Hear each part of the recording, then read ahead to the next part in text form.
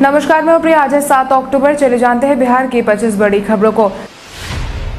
Driver, research officer और अन्य पदों के लिए निकाली गई रिक्तियां। केंद्रीय यूनानी चिकित्सा अनुसंधान परिषद ने ड्राइवर, रिसर्च ऑफिसर और अन्य पदों के लिए आवेदन की मांग की है। इच्छुक और योग्य उम्मीदवार केंद्रीय चिकित्सा अनुसंधान परिषद भर्ती 2020 के लिए निर्धारित प्रारूप के माध्यम से 2 नवंबर 2020 तक या उससे पहले आवेदन कर सकते हैं। योग्यता की बात करें तो इच्छुक उम्मीदवार के पास मैट्रिक की डिग्री रहना अनिवार्य कर दिया गया है। इसके साथ ही हल्के और भारी वाहनों के लिए वैध ड्राइविंग लाइसेंस और 2 वर्षों का अनुभव अनिवार्य है।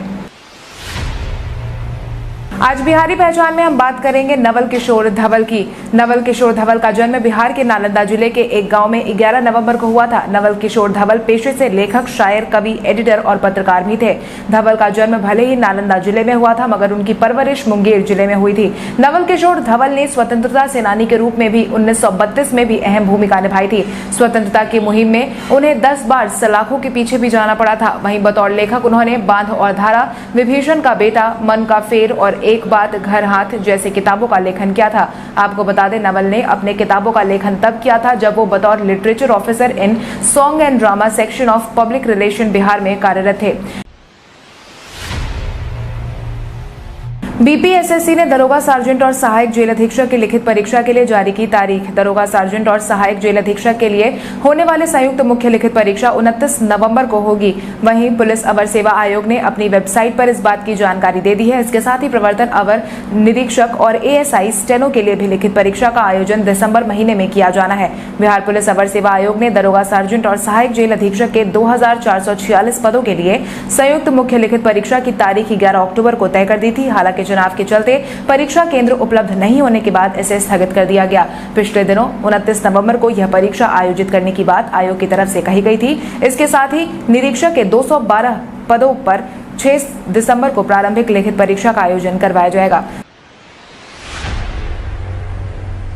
सुशांत सिंह राजपूत मामले को तुल देने की बात को महाराष्ट्र के गृह मंत्री ने बताया साजिश। सुशांत सिंह राजपूत मामले में एम्स की तरफ से साझा की गई रिपोर्ट के बाद राजनीति शुरू हो गई है। इसी क्रम में महाराष्ट्र के गृह मंत्री अनिल देशमुख ने मंगलवार को अपना बयान जारी करते हुए मुंबई और महाराष्ट्र पुलिस को बदनाम करने की साजिश के मामले में जांच के आदेश दे दिए हैं। इसके साथ ही उन्होंने विपक्षी पार्टी भाजपा पर भी आरोप लगाते हुए कहा है कि सरकार और पुलिस की निंदा करने की जो कोशिश की गई है उसके लिए पूर्व मुख्यमंत्री और वर्तमान समय में बिहार के चुनाव प्रभारी देवेंद्र फडणवीस से माफी भी मांगने की मांग की है।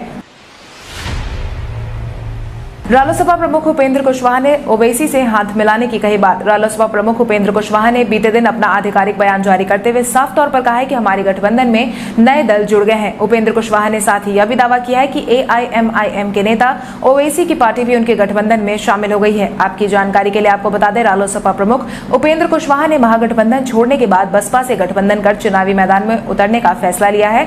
वहीं वो लगातार सत्तारूढ़ सरकार पर निशाना भी साधते नजर आए हैं।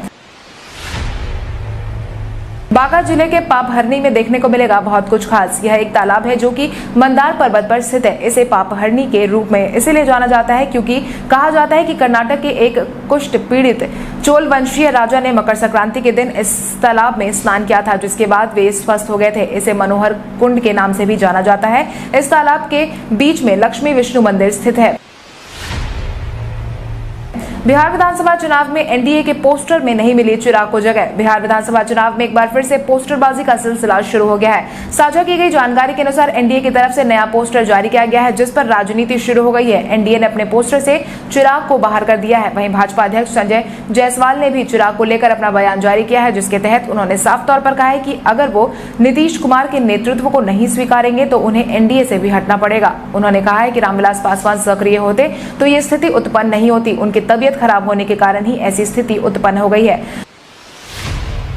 बिहार में कोरोना प्रभावितों की संख्या पहुंची 1,90,000 के पार। बिहार में कोविड-19 प्रभावितों की संख्या लगातार बढ़ती जा रही है। स्वास्थ्य विभाग की तरफ से साझा की गई जानकारी के अनुसार बीते दिन के पिछले 24 घंटे में कुल मिलाकर 1265 मरीजों की पुष्टि की गई है, जिसके बाद प्रभावितों की संख्या बिहार में बढ़कर 1,90,123 पर पहुंच गई है। अगर हम प्रभावित जिलों की संख्या की बात करें तो अररिया में 51, अरवल में 15, औरंगाबाद में 11, बांका में 25, बेगूसराय में 23, भागलपुर में 22, भोजपुर में 19, बक्सर में 8, दरभंगा में 10, पूर्वी चंपारण में 35, गया में 38, गोपालगंज में 30, जमुई में 11, जहानाबाद में 31, कैमूर में 8, कटिहार में, खगड़िया में 22, किशनगंज में 20, लखीसराय में 17, मधेपुरा में 43, मधुबनी में 32, मुंगेर में 18, मुजफ्फरपुर में 44, नालंदा में 30, नवादा में 15, पटना में 312, पूर्णिया में 50, रोहतास में 44, सहरसा में 35, समस्तीपुर में 16, सारण में 22, शेखपुरा में 14, शिवहर में 5, सीतामढ़ी में 18, सिवान में 31, सुपौल में 27, वैशाली में 27, पश्चिम चंपारण में 45। वहीं ठीक होने वाले मरीजों की संख्या में भी बढ़ोतरी देखी गई है। स्वास्थ्य विभाग की तरफ से बीते दिन के शाम 4 बजे तक जारी किए गए अपडेट के अनुसार कुल मिलाकर 1,77,929 मरीज ठीक हो चुके हैं। वहीं 925 लोगों की जान जा चुकी है। भाजपा के एक और नेता ने थामा लोजपा का हाथ। भाजपा को एक के बाद एक करारा झटका लगा है। मिली जानकारी के अनुसार भाजपा के एक और नेता ने लोजपा का हाथ थाम लिया है, जिसके तहत राजेंद्र सिंह ने लोजपा का दामन थामा है। इसके बाद लगे हाथ एक और वरिष्ठ नेता रामेश्वर चौरसिया ने भी लोजपा का दामन थाम लिया है। जानकारी के अनुसार रामेश्वर चौरसिया लोजपा में शामिल हो गए हैं। वो सासाराम विधानसभा सीट से चुनावी मैदान में उतरने वाले हैं। पार्टी ने उन्हें सिंबल दे दिया है, जिससे यह साफ हो गया है कि बिहार में एनडीए के खिलाफ चिराग बड़ी परेशानी बनकर उभरने वाले हैं। मतदान के दिन होगी सार्वजनिक छुट्टी। बिहार विधानसभा चुनाव के मद्देनजर मतदान के दिन सार्वजनिक छुट्टी दी जाएगी। इसको लेकर अधिसूचना जारी कर दी गई है। वोटिंग के दौरान सरकारी या गैर सरकारी कार्यालय या फिर फैक्ट्रियों की छुट्टी रहेगी, ताकि सभी लोग आसानी से मतदान कर सके। अधिसूचना के अनुसार सरकारी और निजी क्षेत्र के सभी संस्थानों और प्रतिष्ठानों पर निर्देश लागू किया जाएगा। चुनाव का आयोजन 3 चरणों में करवाया जा रहा है। पहले चरण के तहत 28 अक्टूबर को 71 विधानसभा, दूसरे चरण में 3 नवंबर को 94 विधानसभा और तीसरे चरण में 7 नवंबर को 78 विधानसभा सीटों के लिए भी वोट डाले जाएंगे। जॉब प्रमुख पप्पू यादव ने पहले चरण के चुनाव के लिए उम्मीदवारों के नाम की घोषणा। जन अधिकार पार्टी के अध्यक्ष पप्पू यादव ने पहले चरण के चुनाव के लिए अपनी तैयारियां पूरी कर ली है, जिसके तहत उन्होंने बीते दिन पहले चरण के उम्मीदवारों की सूची जारी कर दी है, जिसमें पप्पू यादव ने कटोरिया से रोजमेरी किस्कू, तारापुर से कर्मवीर भर्ती, जमालपुर से महेश यादव, लखीसराय से विमल कुमार, शेखपुरा से अजय कुमार, बाढ़ से श्यामदेव प्रसाद सिंह, संदेश बबन कुमार, बरहरा से रघुपति राकेश कुमार मिश्र, ब्रह्मपुर परमानंद यादव, डुमराव से श्रीकांत यादव, भभुआ से रामचंद्र सिंह यादव, चैनपुर से दीवान अरशद हुसैन, चिनारी से रविशंकर प्रसाद, नोखा से अनीता यादव, डेहरी से समीर कुमार, अरवल से अभिषेक रंजन, कुर्था से जमालुद्दीन अंसारी, जहानाबाद से सुल्तान अहमद, ओबरा से सुजीत कुमार, नबीनगर से बबन कुमार, कटुम्बा से पप्पू शर्मा, औरंगाबाद से चंदेश कुमार गुप्ता के अलावा सुधीर कुमार शर्मा, गरुआ शेरघाटी से उमर खान, इमामगंज से फकीर चंद दास, गया टाउन से निखिल कुमार, अत्री से सुशील कुमार, वजीरगंज से राजीव कुमार, रजौली से दीपक कुमार, सिकंदरा से मदन तांती और जमुई से शमशाद आलम को टिकट सौंप दिया गया है। मौसम विभाग ने राजधानी पटना समेत कई जिलों में बारिश की जताई संभावना। मौसम ने जाते जाते अपना रंग दिखाना शुरू कर दिया है। मानसून के जाते जाते बिहार के कई जिलों में अच्छी खासी बारिश देखने को मिल रही है। मौसम विभाग के मुताबिक बंगाल की खाड़ी में बने चक्रवात की वजह से बिहार के कई हिस्सों में बारिश हो रही है। मौसम विभाग की माने तो आज भी बारिश होती रहेगी। मौसम वैज्ञानिकों के मुताबिक बंगाल की खाड़ी में काफी मात्रा में नमी आ रही है। इसके कारण ही बिहार में अच्छी बारिश हो रही है। मौसम विभाग के मुताबिक आज भी पटना समेत सूबे के अन्य हिस्सों में बारिश होने की संभावना है। शिवसेना अब बिहार में आजमाएगी अपनी किस्मत। शिवसेना के संजय राउत ने बिहार में अपनी किस्मत आजमाने का फैसला किया है। मिली जानकारी के अनुसार बिहार विधानसभा चुनाव के लिए शिवसेना पूरी तरीके से तैयार हो गई है। इस बाबत संजय राउत ने जानकारी देते हुए बताया है कि उनकी पार्टी बिहार में 30-40 सीटों पर मैदान में उतरने वाली है। हालांकि उन्होंने सभी से 1-2 दिन इंतजार करने की बात कही है। उन्होंने बताया है कि पार्टी के लोग बिहार में 50 सीट पर चुनावी मैदान में उतरना चाहते हैं, लेकिन हम कह रहे हैं कि हमें सिर्फ 30 से 40 सीटों पर ही अपने उम्मीदवारों को मैदान में उतारना है। हालांकि अभी तक शिवसेना की तरफ से मैदान में उतरने को लेकर कोई स्थिति स्पष्ट नहीं की गई है। बिहार की राजधानी पटना में वाहन जांच मुहिम की एक बार फिर हुई शुरुआत। चुनावी माहौल के बीच बिहार की राजधानी पटना में एक बार फिर से वाहनों की जांच की प्रक्रिया शुरू कर दी गई है। बेली रोड से लेकर बोरिंग रोड स्टेशन, गांधी मैदान सहित पटना के कई इलाकों में वाहन चेकिंग की प्रक्रिया एक बार फिर से शुरू हो गई है। गांधी मैदान के इलाके में तो पुलिस बल की भारी संख्या देखने को मिल रही है। हर आने जाने वाले वाहनों की जांच की जा रही है। जांच मुहिम में बड़ी संख्या में महिला पुलिस कर्मियों को भी तैनात किया गया है। बड़ी गाड़ियों के साथ साथ छोटी गाड़ियों को भी जांच की जा रही है। कागजात सही नहीं पाए जाने पर पुलिस फाइन भी ले रही है। वाहन चेकिंग के दौरान दरभंगा पुलिस को मिली बड़ी सफलता। बिहार विधानसभा चुनाव में धनबल को रोकने की पूरी कोशिश की जा रही है, जिसके तहत लगातार पुलिस कर्मी ऐसे लोगों को पकड़ने में लगे हुए हैं जो पैसे के दम पर वोट खरीदने की साजिश करने में जुटे रहते हैं। इसी क्रम में बिहार के दरभंगा जिले में पुलिस कर्मियों को बड़ी सफलता हाथ लगी है। दरभंगा जिले में वाहन जांच के दौरान पुलिस बल को 1 करोड़ रुपए कैश गाड़ी में मिली है। जिले के बिशनपुर थाना क्षेत्र में इतनी बड़ी रकम पकड़ी गई है। आपको बता दें, पैसे से भरी इस गाड़ी को समस्तीपुर से जयनगर की तरफ लेकर जाया जा रहा था। नीतीश कुमार ने चिराग पासवान पर साधा निशाना। आगामी विधानसभा चुनाव से पहले बयानबाजियों का दौर जारी है। वहीं रार तकरार की राजनीति भी साफ तौर पर देखने को मिल रही है। वहीं एनडीए से अलग हुए चिराग पासवान पर इन दिनों सबकी नजर बनी हुई है। इसके तहत अब मुख्यमंत्री नीतीश कुमार ने भी उन पर निशाना साधना शुरू कर दिया है। बीते दिन मुख्यमंत्री नीतीश कुमार ने अपना बयान जारी करते हुए कहा कि आज जो रामविलास पासवान राज्यसभा के सदस्य बने हैं वो किसकी बदौलत बने हैं? क्या वो अपनी बदौलत बन गए हैं? उनकी पार्टी के तो 2 ही विधायक हैं। क्या 2 विधायक वाली पार्टी राज्यसभा का सांसद बन सकती है? इतना ही नहीं, उन्होंने तेजस्वी यादव को भी निशाने पर लेते हुए साफ शब्दों में कहा है कि तेजस्वी को बिहार में हुए कामों की कोई जानकारी ही नहीं है, इसलिए वो बयानबाजी में उलझे नजर आते हैं।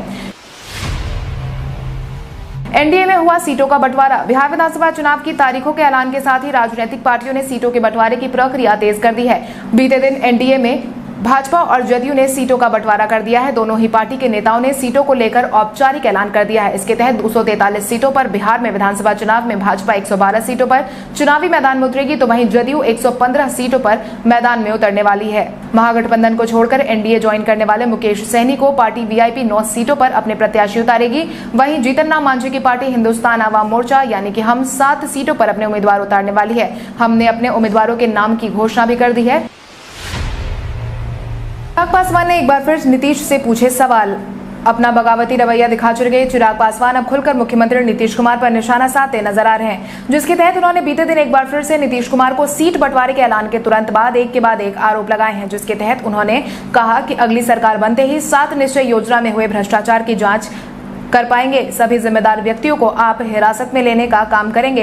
इतना ही नहीं, लंबित पड़ी राशियों को भी तुरंत भुगतान करेंगे ताकि अधूरे पड़े काम जल्द से जल्द पूरे हो सके। आपको बता दें, बिहार में 7 निश्चय योजना मुख्यमंत्री नीतीश कुमार का ड्रीम प्रोजेक्ट है, जिसको लेकर चिराग कई बार बयान जारी कर चुके हैं। एनडीए में शामिल हुए मुकेश सहनी, सन ऑफ मल्ला मुकेश सहनी ने भाजपा का दामन थाम लिया है। सीट बंटवारे को लेकर राज्य से नाराज हुए सहनी ने एनडीए में जाकर गठबंधन कर लिया है। मिली जानकारी के अनुसार एनडीए की तरफ से मुकेश सहनी को कुल मिलाकर 9 सीटें दी गई हैं, जिसके साथ ही तमाम सस्पेंस भी अब खत्म हो गया है। एनडीए के अंदर अब कुल मिलाकर 4 पार्टियां आ गई हैं, जिसमें वीआईपी भी अब एक बड़ी सहयोगी बन गई है। हालांकि एनडीए का हाथ थामने से पहले सहनी ने उपेंद्र कुशवाहा और पप्पू यादव की तरफ से भी ऑफर आने की बात कही थी।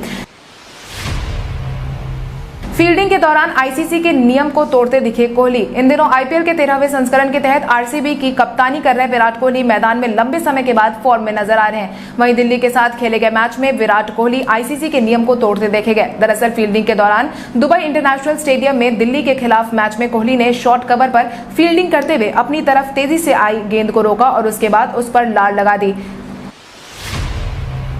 मिर्जापुर का ट्रेलर हुआ रिलीज। मिर्जापुर 2 का ट्रेलर हुआ रिलीज। लंबे इंतजार के बाद मिर्जापुर 2 का ट्रेलर को रिलीज कर दिया गया है। Amazon प्राइम वीडियो ने बीते दिन ट्रेलर को जारी कर दिया है, जिसके जारी होते ही सोशल मीडिया पर मीम्स भी बनने शुरू हो गए हैं। लोग लगातार अपने पसंदीदा डायलॉग और ट्रेलर के स्क्रीनशॉट्स शेयर कर रहे हैं। इतना ही नहीं, ट्रेलर के रिलीज होते ही मिर्जापुर ट्विटर के टॉप ट्रेंड में भी देखने को मिल रहा है। ट्रेलर में सबसे ज्यादा पसंद लोगों को रशिका दुग्गल का किरदार बीना त्रिपाठी का डायलॉग आया है। उसमें वो कालीन भैया के पिता से कह रही हैं, शेर की उम्र ज्यादा है लेकिन बूढ़ा नहीं हुआ है अभी तक। इस पर कई सारे फैंस मीम्स शेयर कर रहे हैं। फ्लिपकार्ट के बाद अब Amazon भी शुरू करने वाली है Amazon great India festival sale. Amazon India ने मंगलवार को अब ग्रेट इंडिया फेस्टिवल सेल की शुरुआत कर दी है। Amazon की तरफ से साझा की गई जानकारी की माने तो यह सेल 17 अक्टूबर 2020 से शुरू होने वाली है। यह सेल फ्लिपकार्ट की बिग बिलियन डेज के सेल के एक दिन बाद शुरू होने वाली है। Amazon प्राइम मेंबरशिप वाले यूजर सेल के शुरुआती दिन यानी कि 16 अक्टूबर को इस सेल का लुत्फ उठाया जाएगा। आपको बता दें, Amazon great India festival sale के दौरान discount, no cost EMI exchange offer भी दिया जा रहा है। अब आइए जानते हैं सराफा बाजार और पेट्रोल डीजल के क्या थे भाव। अगर हम सराफा बाजार की बात करें तो सोने का भाव 6 अक्टूबर को 22 कैरेट के लिए प्रति 10 ग्राम 49,420 था। वहीं 24 कैरेट के लिए प्रति 10 ग्राम 50,420 रुपए था। वहीं अगर हम चांदी की बात करें तो चांदी का भाव प्रति किलो 62,000 रुपए था। इसके अलावा राजधानी पटना में पेट्रोल की कीमत 83.74 रुपए प्रति लीटर थी। वहीं डीजल 76.23 रुपए प्रति लीटर था। टिकट कटने पर राजद के विधायक को पड़ा दिल का दौरा। आरा विधानसभा के मौजूदा विधायक अनवर आलम को दिल का दौरा पड़ा है। जानकारी के मुताबिक राजद से आरा में टिकट नहीं मिलने से वो परेशान चल रहे थे। आपको बता दें, महागठबंधन से इस बार आरा सदर विधानसभा माले के खाते में चला गया है, जिस वजह से अनवर आलम को राजद से टिकट नहीं मिला। साल 2015 के विधानसभा चुनाव में राजद और जदयू के गठबंधन में अनवर आलम ने भाजपा के 4 बार के विधायक रहे अमरेंद्र प्रताप सिंह को हराया था। मंगलवार को अनवर आलम दौलतपुर आवास पर आम सभा कर रहे थे, तभी उनकी तबीयत खराब हुई, जिसके बाद आरा सदर अस्पताल में उन्हें ले जाया गया। रामविलास पासवान से पुराने लगाव होने की नीतीश कुमार ने कही बात। बिहार के मुख्यमंत्री नीतीश कुमार ने कहा है कि वो अनर्गल बातों पर ध्यान न दें। जिनको जो बोलना है बोलते रहें, वो काम करते रहेंगे और आगे भी करते रहेंगे। इसके साथ ही उन्होंने एनडीए में सीट बंटवारे की घोषणा के साथ ही रामविलास पासवान और चिराग पासवान को भी निशाने पर लिया है। मुख्यमंत्री नीतीश कुमार ने चिराग पासवान के संदर्भ में पूछे गए एक सवाल के जवाब में कहा कि कोई क्या बोलता है, उन बातों पर ध्यान नहीं देते हैं। जिनको जो बोलना है बोलते रहे, हम काम करते हैं और आगे भी करते रहेंगे। उन्होंने किसी का नाम लिए बिना कहा कि लोजपा के पूर्व अध्यक्ष चिराग पासवान की तबीयत खराब है, हम लोग उनके स्वास्थ्य की बेहतर कामना करते हैं। हमारा उनसे पुराना लगाव है, कोई क्या बोलता है इससे हमें कोई फर्क नहीं पड़ता। महागठबंधन को छोड़ बिहार में अकेले चुनावी मैदान में उतरेगी जेएमएम। आगामी विधानसभा चुनाव से पहले महागठबंधन को एक और करारा झटका लगा है। झारखंड में राजद के साथ मैदान में उतरने वाली जेएमएम ने महागठबंधन को छोड़ दिया है। झारखंड में सत्तासीन झारखंड मुक्ति मोर्चा ने बिहार विधानसभा की 7 सीटों पर अकेले चुनावी मैदान में उतरने का ऐलान कर दिया है। पार्टी ने झाझा, चकाई, कटोरिया, धमदाहा, मनिहारी, पिरपैती और नाथनगर से प्रत्याशी उतारने का फैसला किया है। झामुमो की केंद्रीय महासचिव सुप्रियो भट्टाचार्य ने मंगलवार को पार्टी मुख्यालय में प्रेस वार्ता के दौरान कहा कि पार्टी और सीटों पर चुनावी मैदान में उतरने के लिए संगठन स्तर पर समीक्षा कर रही है। झामुमो ने शुरू में ही कहा कि हमने झारखंड को संघर्ष करके हासिल किया है, खैरात में नहीं पाया है। उन्होंने कहा कि झारखंड में राजद से राजनीतिक रिश्ते की समीक्षा होगी। झारखंड में झामुमो के नेतृत्व में बने गठबंधन में राजद शामिल। कल हमारे द्वारा पूछे गए सवाल का जवाब आप में से बहुत सारे यूजर ने हमें कमेंट करके दिया था, उसके लिए आपका बहुत बहुत धन्यवाद। आप में से जिन यूजर का कमेंट हमें अच्छा लगा, उनके नाम है मनोरंजन सिंह, सनी सिंह, अनन्या यादव, ऑफिसर उजाला चौधरी, राकेश झा, बबीता यादव, चांद बाबू, सुशील कुमार, सुप्रिया कुमारी, नेहा सिंह, उजाला चौधरी, रविंद्र पासवान, अनिल कुमार, चंदन कुमार, शंभू रॉय। इसके अलावा हमारी टीम को और भी लोगों के जवाब अच्छे लगे, मगर समय के अभाव के कारण हम उनका नाम नहीं ले पाए। लेकिन आप हमारे सवालों का जवाब देते रहे, हम कल आपका नाम लेने की पूरी कोशिश करेंगे। तो चलिए बढ़ते हैं आज के सवाल की ओर। आज का सवाल कुछ इस प्रकार है, आपके अनुसार वीआईपी प्रमुख मुकेश सहनी के एनडीए में शामिल होने से एनडीए को फायदा होगा या नहीं? अपने जवाब हमें कमेंट करके जरूर बताएं। इसके साथ ही आज के लिए बस इतना ही। अगर आप ये वीडियो हमारा यूट्यूब पर देख रहे हैं तो हमारे चैनल को सब्सक्राइब करें और बेल आइकन दबाना ना भूलें। और अगर आप ये वीडियो हमारा फेसबुक पर देख रहे हैं तो इस वीडियो को लाइक करें और ज्यादा से ज्यादा शेयर करें। धन्यवाद।